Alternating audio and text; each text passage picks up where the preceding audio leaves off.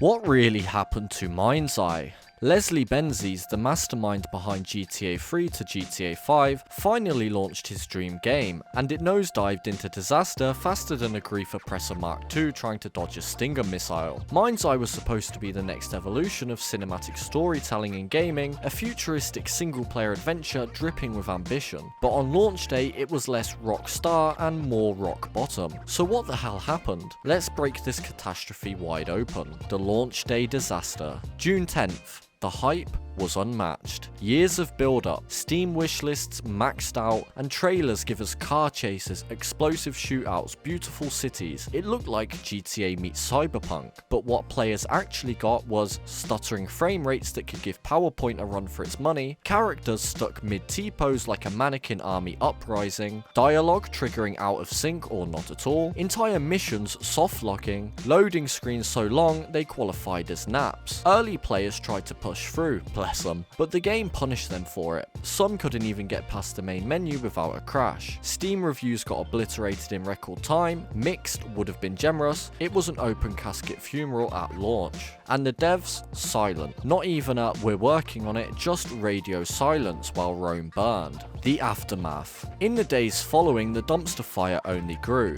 You had creators like Dark Viper AU going viral not for the gameplay but for completely losing it during a sponsored segment. Imagine being paid to play a game and laughing so hard as it bugs you can't continue. That clip spread like wildfire. He wasn't alone, however. Tons of Twitch and YouTube creators either dropped the game mid-live or cancelled coverage altogether. Some turned their content into tech support hotlines just to explain how broken it was. AI enemies wandered in circles, vehicles clipped through walls, audio bugs glitched out entire missions. It was almost more fun watching the game fall apart than playing it. And Build a Rocket Boy, still mostly quiet. They issued one generic "we hear you" post and said nothing, fixed nothing, and promised nothing either. It was PR ghosting at its finest. The Sabotage Theory. Just when we thought the drama couldn't get juicier, Benzies blames saboteurs. Yep, according to him, both internal and external forces deliberately sabotaged the game. Forget QA issues, forget rushed development, it was espionage. He even had the audacity to suggest that Rockstar,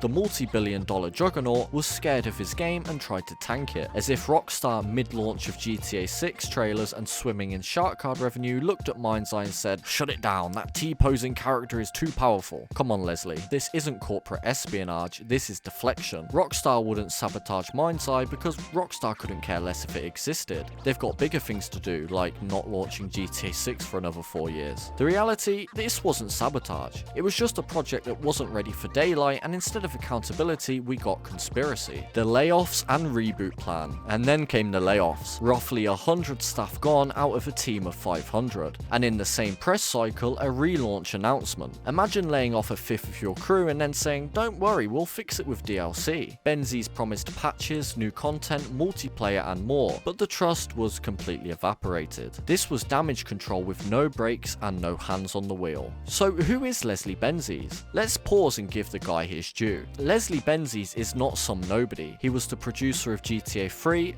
Vice City, San Andreas, GTA 4 and the monster that was GTA 5. He helped invent the open world formula most studios still copy today. But in 2016, things took a messy turn. After a sabbatical, Benzies came back to Rockstar only to find himself locked out of the office. No joke, he literally was locked out of the office. He then sued Rockstar for $150 million, claiming unpaid royalties and alleging that they pushed him out. The lawsuit painted an ugly picture: infighting, broken partnerships, and creative fallout with the Hauser brothers. After years of silence, Mindseye was meant to be the big comeback. Instead, it feels like the game industry's equivalent of your divorced uncle showing up at the wedding uninvited, insisting that he baked the cake. Does Mindseye deserve a comeback? Can Mindseye recover? Technically, yeah, but should it? That's where things get murky. The studio's lost credibility, the game's brand is radioactive, and the dev team, well, what's left of them that is working in a climate of layoffs and broken broken promises. Even if they fix the bugs, drop multiplayer and relaunch with a bang, the audience may never come back. That first impression, it's carved in stone. Games like No Man's Sky pulled off the impossible, but they didn't blame aliens for the bugs, they owned it. They worked quietly and let the game do the talking. Mindseye, it started with finger pointing and conspiracy theories and ended in disaster. If it does come back, it needs a complete tone shift. No excuses, no drama, just gameplay. But honestly, this feels like a wrap.